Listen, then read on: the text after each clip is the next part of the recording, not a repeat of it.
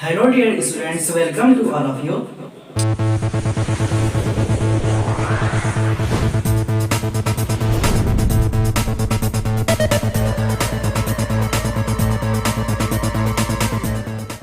दोस्तों मुझे आशा है कि आप सभी लोग मेरे पिछले लेक्चर्स को जरूर देखे होंगे, ठीक है ना। अगर नहीं देखे हैं तो जा करके हमारी वीडियो को देख लीजिए। आज मैं आप लोग को बताऊंगा विभाज्यता से संबंधित महत्वपूर्ण क्वेश्चंस, ठीक है ना। विभाज्यता से रिलेटेड महत्वपूर्ण क्वेश्चंस बताने जा रहा हूँ, कृपया ध्यान से बने रहिए आप लोग।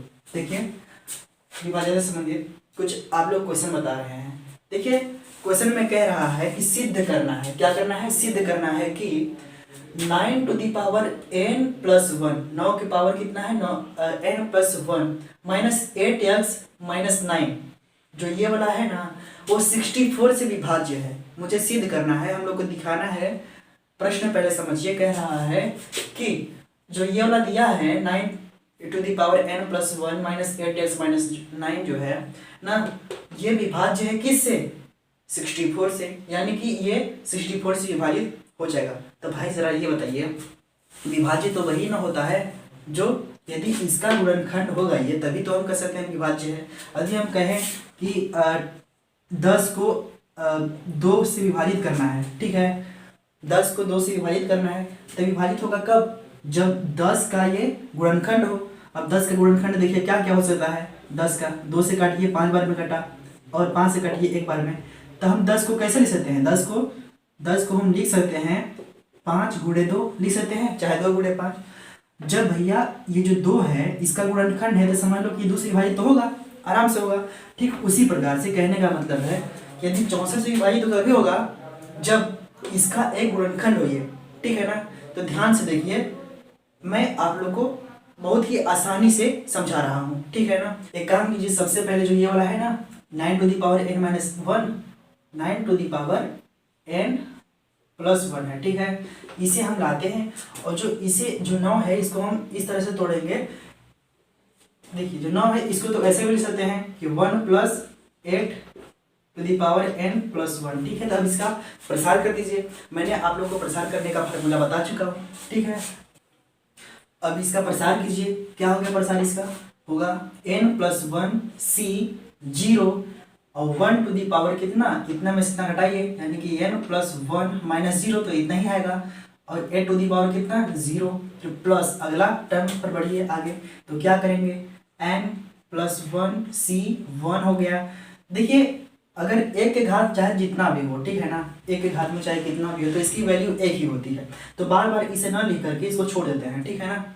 आप लोग समझ रहे हैं, केवल इसको लेते हैं 8 वाला को। तो देखिए क्या हो गया आगे, ए टू दी पावर कितना, अभी 0 था, आगे 1 हो गया, फिर प्लस आगे बढ़ेंगे तो n प्लस 1 c, यहाँ 1 है तो यहाँ पर 2 हो गया, फिर ए टू दी पावर कितना तो 2 हो जाएगा, फिर plus n c sorry plus n plus 1 c3 और ए टू दी पावर कितना 3, ठीक है, प्लस डॉट डॉट डॉट क्या हो गया n plus 1 c n plus 1 a to the power n plus 1, ठीक है ना। आप लोग समझ में आ गया इसका प्रसार, मैंने कुछ नहीं किया है, इसका मैंने प्रसार कर दिया है, ठीक है। अब देखिए आगे बढ़ते हैं, जब आगे बढ़ेंगे तो क्या हो गया, n प्लस 1 से 0 है तो इसकी वैल्यू कितना होगा, इसकी वैल्यू 1 होगी। अब इसकी वैल्यू कितनी होगी, 1 होगी, और इसकी वैल्यू कितनी होगी, 1 होगी। ये किसी भी संख्या के घात में यदि 0 हो तो इसकी वैल्यू 1 होती है, यानी ये पद कितना हो गया, 1 हो गया, टोटल कितना 1, ओके। फिर प्लस ये कितना होगा, एन सी अगर 1 है तो इसकी वैल्यू कितना होगा, n प्लस 1 होगा, n प्लस 1 इंटू इसी के गुणा में कितना है 8 है, ओके। फिर प्लस अगला टर्म लिखिए कितना होगा इसका हो गया n प्लस 1 c2 और a to the power 2, a to the power 2, okay. Plus आगे बढ़िए तो n plus 1 c3 a to the power कितना 3, प्लस डॉट डॉट डॉट आगे का पद लिख लीजिए वाला कितना है n plus 1 c n plus 1 into a to the power n plus 1, okay. समझ में आ रहा है आप लोग को। अब सर ये बताइए आगे जब पढ़ेंगे तो क्या होगा, 1 प्लस 8 का मल्टीप्लीकेशन कर दीजिए तो क्या हो गया 8n प्लस 8, ओके। और इसमें देखिए इसमें देखिए 8 का स्क्वायर कॉमन सब में है आगे, ठीक है, तो 8 का स्क्वायर हम कॉमन ले सकते हैं, ले लीजिए, कुछ नहीं करना है। फिर प्लस यहाँ पर करके और इन सभी में से 8 का स्क्वायर कॉमन निकाल लीजिए। 8 का स्क्वायर जब कॉमन निकालेंगे तो अंदर क्या बचा, अंदर मेरा ये बचा, ओके, क्या बचा, n+1 C2, okay, plus n+1 C3 into 8 बचा, ठीक है ना। यहाँ पर 3 टे 8 है, ठीक है, इसमें से हमने 2 कॉमन लिया है तो यहाँ पर 8 बचा, और प्लस आगे बढ़ेंगे dot dot dot n+1 C n+1 into 8 n+1, समझ में आ रहा होगा, ठीक है ना। अब जो ये वाला है ना, इसको हम कोई कांस्टेंट मान लेते हैं, ठीक है, किसी भी चीज़ से आप उसको दिखा सकते हैं। मान लीजिए ये कितना हुआ, आप बताइए, 1 और 9 8 कितना हुआ, 9 हुआ, 9 + 8n प्लस इसका स्क्वायर कीजिए 8 का तो 64 हो गया, ठीक है। अब जो ये वाला है ना, इसको कुछ मान लीजिए कि k है, ये क्या है, k, ठीक है, मान लीजिए पूरा को हमने k मान लिया, ओके। अब यहाँ पर किसका मान आ रहा था, ये तो मान आ रहा था किसका, ये 9n+1 का वैल्यू आ रहा था, ओके, 9n+1, ये 9n+1, ओके ना। अब एक काम कीजिए, ये दोनों उठा करके इधर ले आइए, तो कितना हो गया, 9n+1 माइनस 8n फिर माइनस 9 इज इक्वल टू कितना, ये बचा हमारा 64 के बचा, ओके। तब जरा देखिए, इससे सिद्ध हो रहा है कि जो ये है ना हमारा जो क्वेश्चन है, यही क्वेश्चन हमारा आ गया यहाँ पर, ओके, यही क्वेश्चन जो कि 64 से विभाज्य है, यहाँ पर दिख रहा है कि 64 इसका गुणनखंड है, ओके। कहने का मतलब ये है कि हमने अभी तुरंत बताया था कि अगर 10 है तो इसको हम लिख सकते हैं 2 × 5।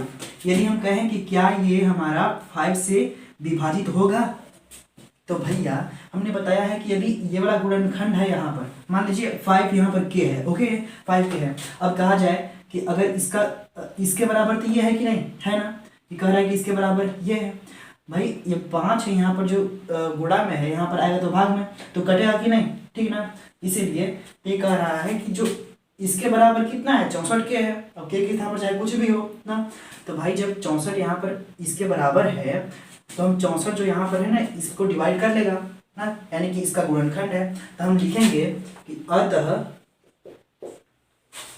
9n+1 minus 8n minus 9 is equal to 9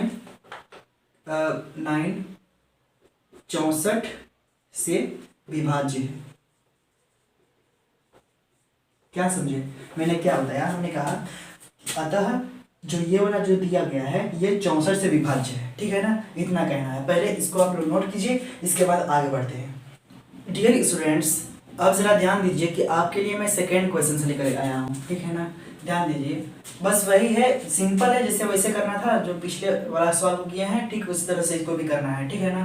तो कुछ नहीं करना है, देखिए दिखाइए कि क्वेश्चन मेरा कह रहा है कि दिखाइए कि 2 to the power 3n+3 minus 7n minus 8 जो 49 से पूर्णतः यानी पूरी से विभाजित है, ठीक है ना। ये हमको ज्ञात करना है, इससे भी करना है, हमें दिखाना है कि जो ये वाला दिया है ये 49 का से विभाजित है, जो कि विभाजित कब होगा, जब इसका गुणनखंड 49 होगा, समझे ना।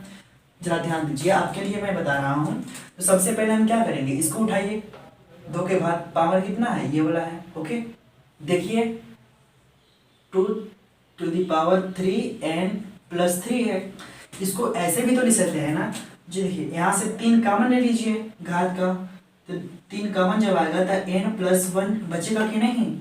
अब जरा ये बताइए, जब 2 के पावर 3 है तो इसका मतलब क्या हुआ कि 2 का 3 बार गुणा, 2 दूना 4 दूना 8 हुआ, कितना हुआ 8 हो गया। 8 के पावर कितना हो गया n+1। ऐसे हो सकता है ना भाई, आप लोग तो जान ही सकते हैं कि ऐसे हो सकता है। इसको हम कैसे लिख सकते हैं, इसको हम लिख सकते हैं 1+7 to the power कितना n+1, ठीक है ना। आप लोग को इतना तो समझ में आ ही गया होगा। अब इसको उठा करके यहाँ पर लाइए, अब विस्तार कर लीजिए, इसका बाइनोमियल थ्योरम लगा दीजिए। 1+7 to the power कितना n+1 है, ओके। इसको हमने सॉल्व किया तो क्या बचा, मतलब क्या मिला गया, इसको प्रसार कीजिए तो n+1 C0 1 to the power। अब एक घात में यदि करेंगे तो भाई एक के घात में चाहे कितना भी हम कर दें उसकी वैल्यू हमेशा एक होती है, ठीक है ना। चलिए लिख ही दे, एक बार लिख देते हैं। 1 टू दी पावर कितना, n माइनस आर, n कितना है हमारा, n प्लस 1 है और r कितना है 0, यानी इतना में से 0 हटाइए तो इतना ही होगा। और फिर 7 टू दी पावर कितना 0, ओके। प्लस आगे बढ़ते हैं तो क्या हो गया, n प्लस 1 c1। और देखिए इसको हम बार बार नहीं लिखें क्योंकि एक के घात में चाहे जितना भी लिख दें उसकी वैल्यू हमेशा एक ही होती है। हम हमेशा अब हम 7 को लेकर चलते हैं, जो छोड़ देते हैं, ठीक है ना। तो 7 टू दी पावर कितना हो गया 1, ओके। फिर प्लस आगे बढ़िए तो n प्लस 1 c1।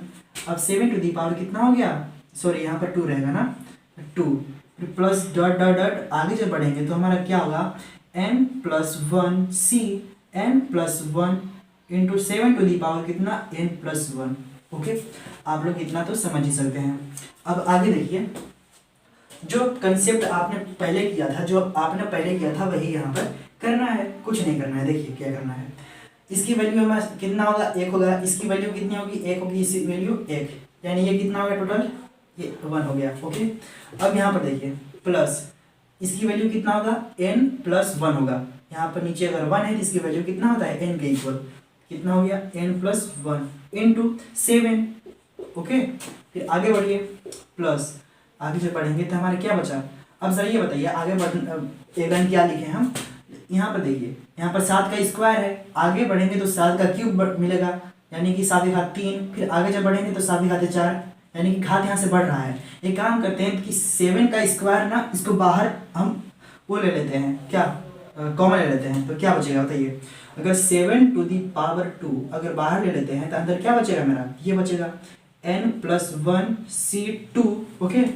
प्लस क्या बचेगा, आगे जब बढ़ेंगे तो n प्लस 1 c3 और 7 बचेगा, ठीक है ना। क्योंकि आगे 7 टू दी पावर 3 रहेगा, तो 3 रहेगा तो 8 बाहर निकाल, 2 बाहर निकाल दिए हैं तो यहाँ पर 8 बचेगा। फिर प्लस डॉट डॉट डॉट आगे जब बढ़ेंगे आप लोग तो कितना होगा, n plus 1 c, n plus 1 और 7 टू दी पावर कितना n प्लस 1, ओके। आप लोग को समझ में तो आ ही गया होगा। मैंने बताया है कि 1 प्लस इसका मल्टीप्लाई कीजिए तो क्या हो गया, 7n प्लस 7 प्लस 7 का स्क्वायर कितना हो गया, 49 हो गया, ओके ना। अब इसको कांस्टेंट मान लीजिए, कुछ अपने से कुछ मान लीजिए, मान लीजिए हमने k मान लिया, ओके, छोड़ दीजिए। इसके बाद में देखिए क्या हो गया, 1 और 7 कितना होता है, 8 होता है ना भाई, प्लस 7n, ये 7n और ये प्लस 49k, ओके। इतना तो समझ में आ ही गया होगा। तो चूंकि ये किसके बराबर है, तो इसके बराबर है, लेकिन इसको हम तो इसके रूप में लिखे हैं ना, यानी 2 के पावर 3n प्लस 3 ना, इसी को हम इस रूप में लिखे हैं, यानी कि इसके बराबर हुआ। तो यहाँ पर ला दीजिए to the power 3n plus 3, okay.